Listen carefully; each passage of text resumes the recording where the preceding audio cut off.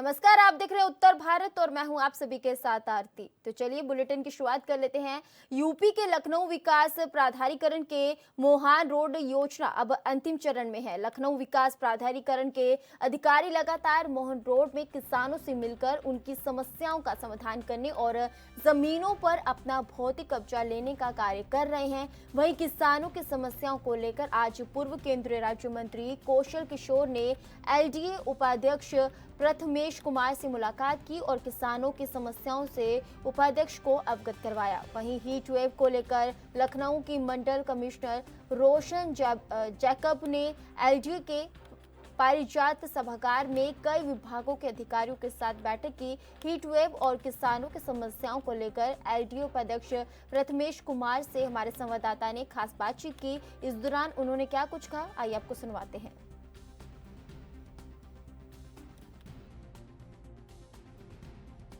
उत्तर प्रदेश के मुखिया योगी आदित्यनाथ का जो आदेश था कि जो विभाग में काम आधे अधूरे हैं उनको कहीं ना कहीं जल्दी निपटारा किया जाए और जो बचे हुए कार्य हैं उनको बरसात के बाद यानी कि शुरू कर दी जाए। बात करेंगे लखनऊ विकास प्राधिकरण के उपाध्यक्ष प्रथमेश कुमार जी हैं। सर, मोहान रोड की जो योजना चल रही है उसमें लगातार हम देख रहे हैं कि 3-4 दिन से आपकी टीम चाहे संयुक्त सचिव हों चाहे अपर सचिव हों वहाँ पर लगातार बैठक कर रहे हैं पूरी टीम के साथ और वहाँ पर किसानों से एक वार्ता चल रही है। किस प्रकार की वार्ता कहाँ तक पहुँच गई है, लगभग कितना ज़मीन लखनऊ विकास प्राधिकरण वहाँ तक अभी तक अपने कब्जे में ले चुका है, अधिग्रहण कर चुका है? मोहान रोड योजना जो है उसमें 2012 में अवार्ड घोषित हुआ था। 15 में जो है वहाँ पे 15 में मुआवजा वितरण की कार्रवाई हुई है, बीच में ब्याज की धनराशि भी दी गई है। तो उसके संबंध में वहाँ के लोग जो है उनको कुछ कुछ भ्रांतियाँ थी, उसमें कुछ कुछ लोगों को जो है कन्फ्यूजन थे, तो उसको दूर किया जा रहा है। वहाँ मौके पे हम लोगों ने साइट ऑफिस बनाए हैं, इंजीनियरिंग के अर्जन के सब जगह के लोग जा रहे हैं। अब उसमें क्योंकि सरकार ने डिसाइड किया कि एजू सिटी बनाना है, एजुकेशन सिटी का डेवलपमेंट करना है, तो इसके लिए उस ज़मीन का भौतिक कब्जा लेने की कार्रवाई, उस पर प्लानिंग करने की कार्रवाई, ये सब काम हम लोग को करना है। सर, आज लखनऊ विकास प्राधिकरण में बड़ी संख्या में किसान पहुंचे थे। जो पूर्व मंत्री हैं कौशल किशोर जी भी साथ में आए थे। किस प्रकार की समस्याएं किसानों को अभी तक नजर आ रही है और किस प्रकार का आपने आश्वासन दिया है, क्या है और कितने दिन में एक समय सीमा क्या तय की गई है किसी प्रकार से किसानों की समस्याओं को दूर करने के लिए? जैसा मैंने बताया कि लोगों को, वहाँ के जो किसान हैं उनको कुछ कन्फ्यूजन्स थे कि कितना मुआवजा मिलेगा, किस रेट से मिलेगा, रिहैबिलिटेशन अलाउंस एक मिलेगा, उसके बारे में हम लोगों ने क्लियर किया है। जैसे एक बहुत बड़ा कन्फ्यूजन था कि रिहैबिलिटेशन अलाउंस मिलेगा, तो वो हमने स्पष्ट किया है कि हाँ वो मिलेगा। तो ये सब चीज़ें थी। ये माननीय कौशल किशोर जी ने जो है पहल की थी, वो अपने साथ वहाँ के लोग को लाए थे। तो आज प्राधिकरण में मेरी और उनकी अध्यक्षता में ये हम लोगों ने बैठक की और इसमें क्लैरिफिकेशन किया है। सर, पिछले कई वर्षों में अगर देखा जाए तो जिस तरीके से गर्मी का माहौल है उसको लेकर के कल जिस तरीके से आपने बैठक की कमिश्नर मैडम के साथ में हीट वेव को लेकर के, क्या है प्लानिंग लखनऊ विकास प्राधिकरण का आने वाले समय में, किस प्रकार को से इसको कंप्लायंस किया जाएगा और कैसे इस पे धरातल पे इसका क्या फ़ायदा मिलेगा, लोगों को इसको क्या फ़ायदा मिलेगा? देखिए, क्लाइमेट चेंज जो है वो हम लोगों के सामने सबसे बड़ी समस्या है। पिछली बार जो गर्मी का सीज़न था उसमें बहुत हाई टेम्परेचर्स गए थे, उसकी वजह से जान माल दोनों की हानि हुई थी। तो कैसे इसको साइंटिफिक तरीके से कॉम्बैट किया जाए, कैसे इस पे कार्रवाई की जाए, इसके संबंध में एक हीट एक्शन कमेटी यहाँ पे बनाई है कमिश्नर मैम ने, उनकी अध्यक्षता में। तो वो एक हीट एक्शन प्लान का गठित किया जा रहा है। तो इसके लिए जो बाहर की जो टेक्निकल संस्थाएं हैं जैसे एनआरडीसी इंडिया, CEW और महिला ट्रस्ट, इन सब के साथ हम लोग एक हीट एक्शन प्लान बनाएंगे।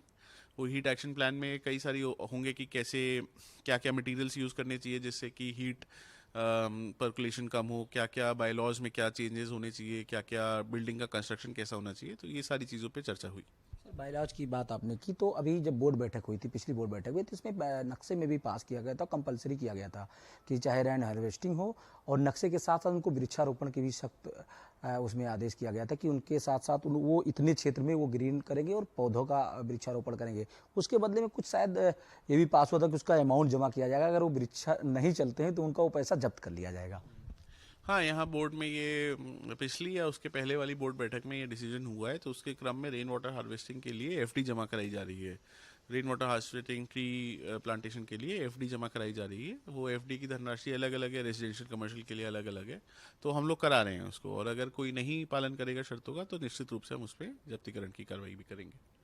निश्चित तौर पर आपने सुना एलडीए उपाध्यक्ष प्रथमेश कुमार जी का साफ तौर पर कहना है कि जिस तरीके से जो बाइलाज में है, जो बोर्ड बैठक में तय की गई थी, उसके अनुसार कहीं ना कहीं चाहे कॉमर्शियल हो चाहे आवासीय हो, अलग अलग नियम है, उसके अनुसार उनकी एफडी जमा भी कराई जा रही है। अगर उसका पालन वो नहीं करेंगे तो उनकी एफडी भी जल्द जो है जब्त की जाएगी। कैमरामैन सौरभ के साथ प्रेम कुमार पांडे, एएनबी न्यूज, लखनऊ।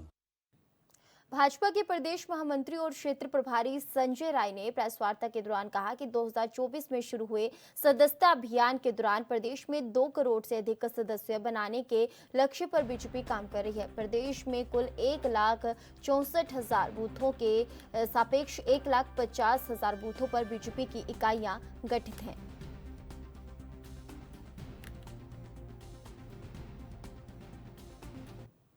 माननीय प्रधानमंत्री जी को 2 सितंबर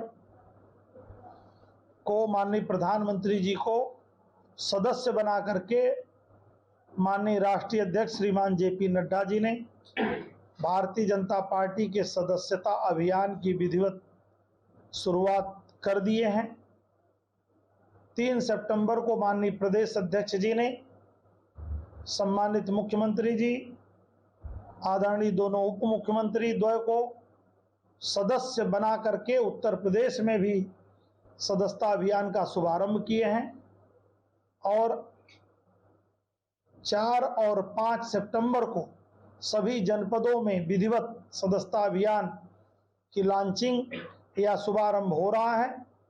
आज उसी क्रम में बाराबंकी जनपद की भी एक शानदार बड़ी बैठक हुई है और आज प्रेस कॉन्फ्रेंस के माध्यम से बाराबंकी के सदस्यता अभियान का विधिवत शुभारंभ किया जा रहा है। तो बाराबंकी कितना लक्ष्य रहेगा?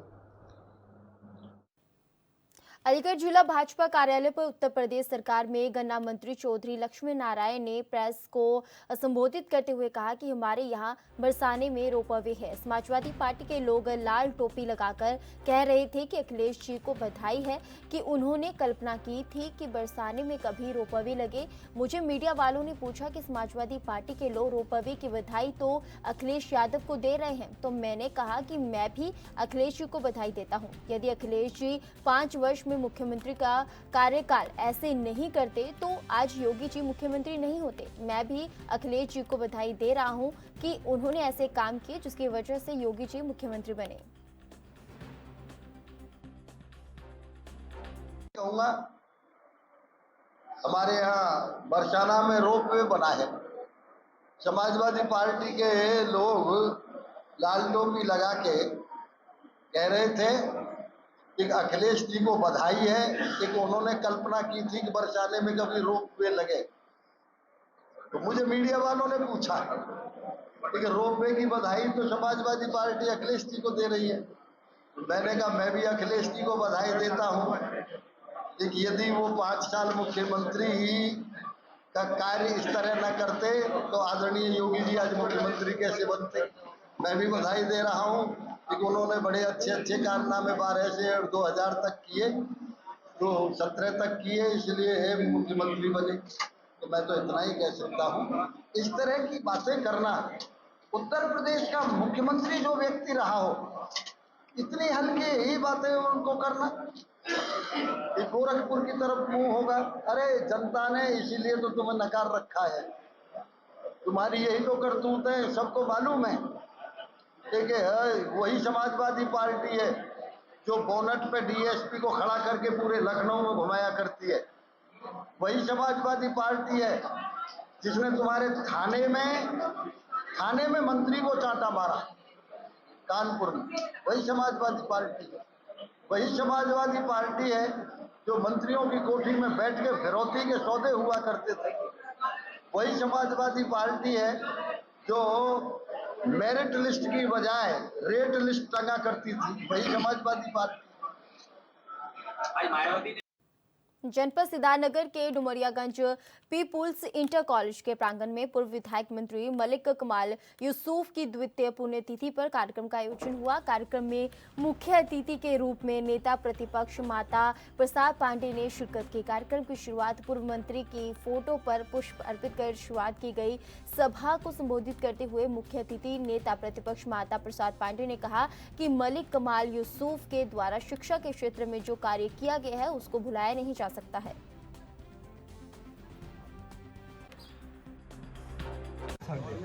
देखिए, आज की राजनीति में समय के साथ बदलाव है। उस समय की राजनीति इस संघर्षों की राजनीति थी। आज उस समय लोकतांत्रिक सरकार है, लोकतंत्र में विश्वास करने वाली सरकार है, तो वो लोगों के साथ लोकतांत्रिक तरीके से व्यवहार करते हैं। आज जो सरकार है इनका लोकतंत्र में विश्वास नहीं है और लोकतांत्रिक तरीके से किए गए आंदोलनों को ये गलत ढंग से कुचलने की कोशिश करते हैं, ये लोकतंत्र को समाप्त करने की कोशिश करते हैं। यही आज के राजनीति। जनपद चित्रकूट करवी में क्षेत्रीय अध्यक्ष कानपुर बुंदेलखंड क्षेत्र प्रकाश पाल चित्रकूट पहुंचे। सदस्यता अभियान को लेकर करवी स्थित टाउन हॉल में पार्टी पदाधिकारी एवं कार्यकर्ताओं के साथ बड़ी बैठक कर आवश्यक सदस्यता अभियान को लेकर दिशा निर्देश दिए हैं। क्षेत्रीय अध्यक्ष प्रकाश पाल ने कार्यकर्ताओं पदाधिकारियों को संबोधित करते हुए कहा कि भारतीय जनता पार्टी पूरे देश की सबसे बड़ी पार्टी बन चुकी है। शीर्ष नेतृत्व द्वारा भाजपा परिवार में आमजन को जोड़ने के लिए बड़ा लक्ष्य निर्धारित किया गया है, जिसको लेकर हमें चलना है। भारतीय जनता पार्टी राष्ट्र प्रथम की नीति पर चलने वाली पार्टी है। अन्य दलों में अगर देखा जाए तो परिवारवाद, जातिवाद दिखता है, वह चाहे संगठन में हो या फिर सरकार के विभिन्न पदों में हो, लेकिन भारतीय जनता पार्टी पूरे देश में मात्र एक ऐसी पार्टी है जो देवतुल्य कार्यकर्ताओं के संघर्षों एवं राष्ट्रीय नीति पर चलती है।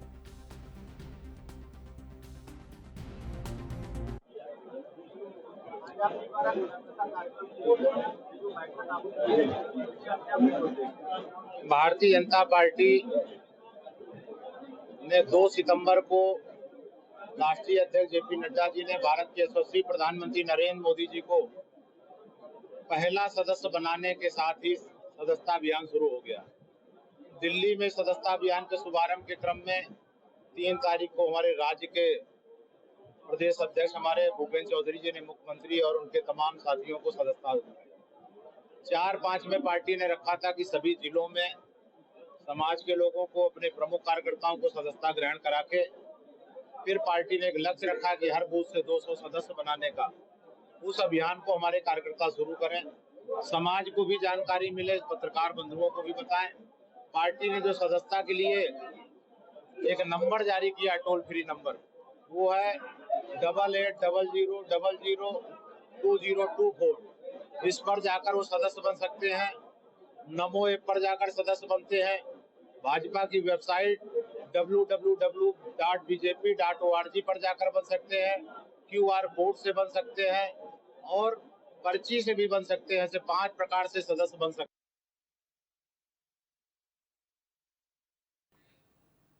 दिन दहाड़े बदमाशों से पुलिस की 3 घंटे की मुठभेड़ चली। शातिर बदमाशों पर पुलिस ने घेराबंदी की। गन्ने के खेत में घेराबंदी के दौरान बदमाशों ने पुलिस पर फायरिंग की। जवाबी प्रतिरक्षा में पुलिस द्वारा भी फायरिंग की गई। कुशीनगर एसपी व अपर पुलिस अधीक्षक समेत पुलिस के अन्य अधिकारी सूचना मिलने पर मौजूद रहे। वहीं पर पिपराइच और खजनी की घटना से गोरखपुर में गोंद तस्करी में दोनों बदमाश वांछित रहे। अनूप यादव और खुर्शीद अंसारी को पैर में गोली लगी है। मामला पडरोना कोतवाली के बांसी चौकी क्षेत्र के फुलवरिया माता के मंदिर के पास का है।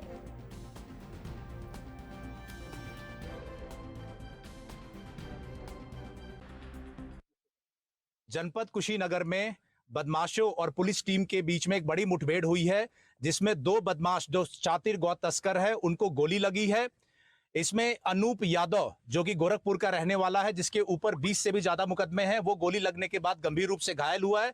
साथ ही साथ अन्य बदमाश खुर्शीद अंसारी जो भी गौ तस्करी में संलिप्त रहता है, बिहार का रहने वाला है, उसको भी गोली लगी है। अस्पताल में एडमिट कराया गया है। सूचना प्राप्त हुई थी हमारी थाना Padrauna cyber team, Kaptanganj team को कि कुछ बदमाश जो गौ तस्करी के फिराक में जनपद कुशीनगर में हैं, उन पे जो है घेराबंदी की गई थी। ये बांसी क्षेत्र में उन्होंने पुलिस टीम पर फायरिंग की और उसके बाद ये गन्ने के क्षेत्र में जाके छुप गए थे। हमारी टीम ने कॉम्बिंग किया, जवाबी कार्रवाई की। जवाबी कार्रवाई में अनूप यादव और खुर्शीद अंसारी इनको गोली लगी है। ये भी मालूम चला है कि अनूप यादव गोरखपुर से थाना पिपराइच और थाना खजनी की घटना जिसमें गौ तस्करी का अटेम्प्ट किया था और एक व्यक्ति का टांग पे चोट भी किया था, उसमें भी शामिल है।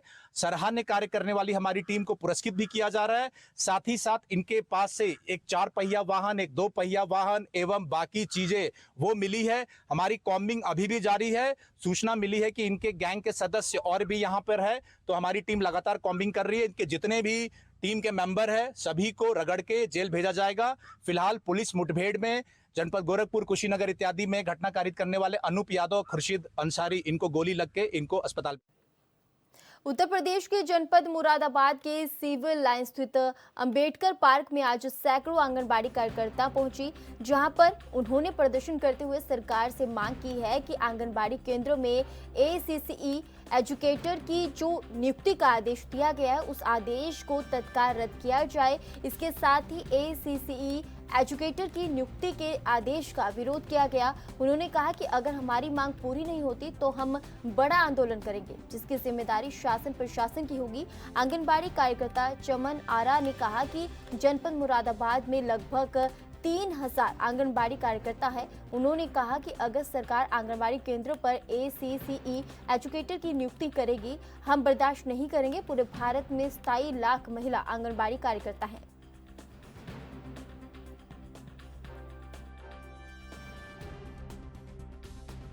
ECCE आप ही लोग पढ़ाएंगे। 2013 में मानव संसाधन विकास मंत्रालय का एक आदेश था, उसमें मतलब फैसले थे कि आंगनबाड़ी को ही जो है शिक्षा देने का काम है, और ये 3 से 6 साल तक के बच्चों को पढ़ाए। लेकिन नई शिक्षा नीति में इन्होंने क्या किया कि जैसे 2 बार हम लोगों को शिक्षण दे दिया, लेकिन 2024 में जैसे बजट इनके पास आया, इन्होंने फौरन ही एकदम अपने मन बना लिया, बाहर से एजुकेटर रखने की बात हो गई। और महानिदेशक शिक्षा विभाग ने जिलों को आदेश किया है कि 30 सितंबर तक सभी जगह एजुकेटर भर्ती हो जानी चाहिए। तो एजुकेटर जब हमारे ऊपर रख लिए जाएंगे, हम 50 साल होने को आ रहे हैं जो ये सेवा देते चले आ रहे हैं, हमसे ज़्यादा कौन सेवा दे सकता है। तो हमें नहीं लगा कि बाहर से हमारे ऊपर रखा जाएगा, हमें बाहर निकाला जाएगा। इसी के विरोध में आज हम शिक्षा विभाग। कितनी महिलाएं जो इससे जुड़ी है आंगनबाड़ी लगभग जिलों वैसे तो बहुत ज़्यादा जुड़ी है, 27 लाख के लगभग तो पूरे देश में है, और हमारे ज़िले में 3000 आंगनबाड़ी वर्कर हेल्पर है। आज कोई ज्ञापन कोई दिया गया कि आज जो ज्ञापन है, हम बेसिक शिक्षा अधिकारी के यहाँ जा रहे हैं और उनको ज्ञापन देंगे। उनके और महानिदेशक के लिए ज्ञापन है, उनसे यही है कि एजुकेटर पर रोक लगा दी जाए, और नहीं तो अन्यथा हम जो है सड़कों पर रहेंगे और किसी भी हालत में एजुकेटर को स्कूलों में आने नहीं देंगे। अगर ये मांग पूरी नहीं होती तो क्या कदम रहेगा? अनिश्चितकालीन हमारी हड़ताल रहेगी। अभी 15 सितंबर को हमारी लखनऊ मीटिंग है, वहाँ पर फैसले लिए जाएंगे कि हमें आगे की रणनीति क्या करनी है। लेकिन हम किसी भी हालत में सड़कों पर निकल जाएंगे, हम किसी भी आने नहीं देंगे। पुलिस और बदमाशों में आज दिन दिहाड़े 3 घंटे चली मुठभेड़ में 2 बदमाशों के पैर में गोली लगी है। शातिर बदमाशों की पुलिस को इनपुट मिली कि ये बदमाश गो तस्कर गिरोह के सदस्य हैं और कुशीनगर में मौजूद हैं। पुलिस ने बदमाशों की घेराबंदी कर गन्ने के खेत में पुलिस की घेराबंदी देखते ही बदमाशों ने पुलिस पर फायरिंग झोंकना शुरू कर दिया।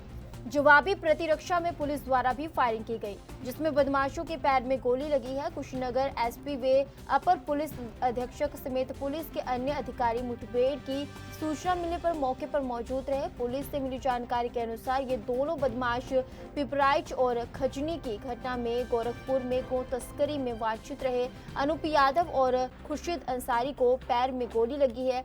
ये मुठभेड़ पडोना कोतवाली के बांसी चौकी क्षेत्र के फुलवरिया माता मंदिर के पास की है।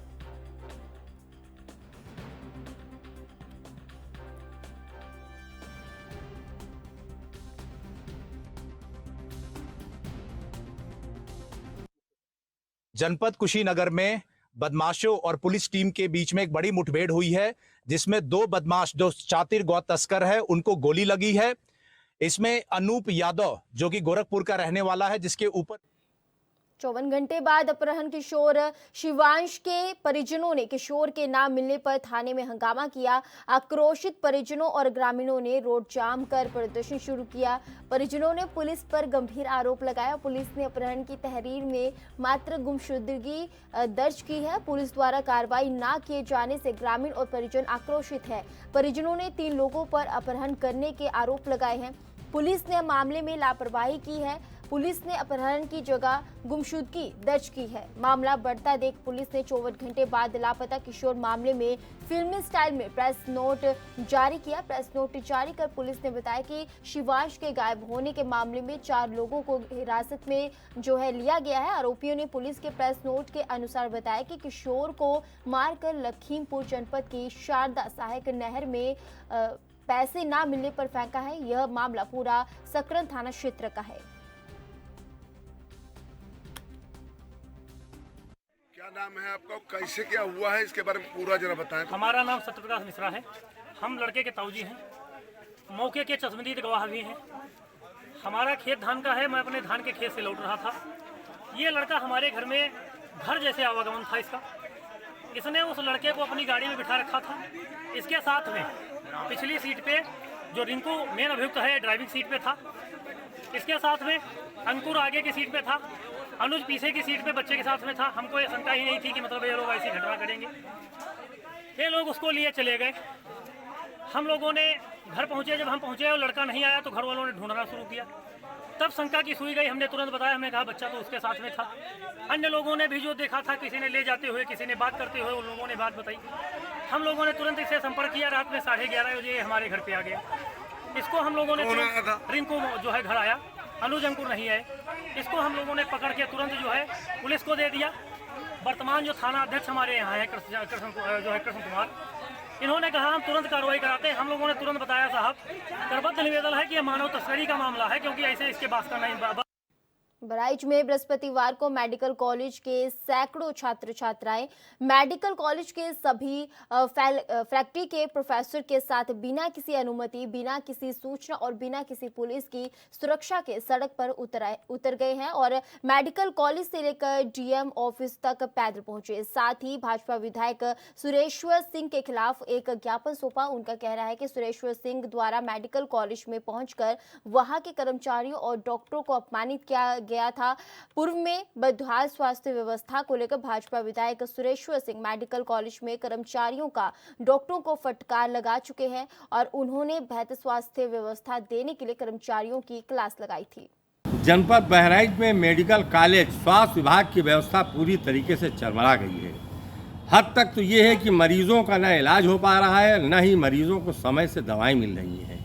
जिस प्रकार के यहाँ इलाज चल रहा है, तराई मची हुई है। मरीजों बुरी तरीके से मरीजों का बुरा हाल है, जबकि जनपद बहराइच में भेड़ियों का पूरी तरीके से आतंक मचा हुआ है और पूरे मरीज यहाँ भर्ती हैं, उनका इलाज नहीं हो पा रहा है, जिसको लेकर के भाजपा विधायक सुरेश्वर सिंह ने अस्पताल के कर्मचारियों को टाइट किया और प्रिंसिपल को सख्त निर्देश दिए कि मरीजों का इलाज होना चाहिए, बिना इलाज के कोई मरीज वापस न किया जाए और मरीजों को समय से दवा मिलनी चाहिए। जिससे प्रिंसिपल नाराज़ हो गए और उन्होंने पढ़ने वाले बच्चों को सड़क पर उतार दिया और विधायक के खिलाफ उनको जिलाधिकारी के यहाँ, सिटी मजिस्ट्रेट के यहाँ ज्ञापन लेकर के भेजा।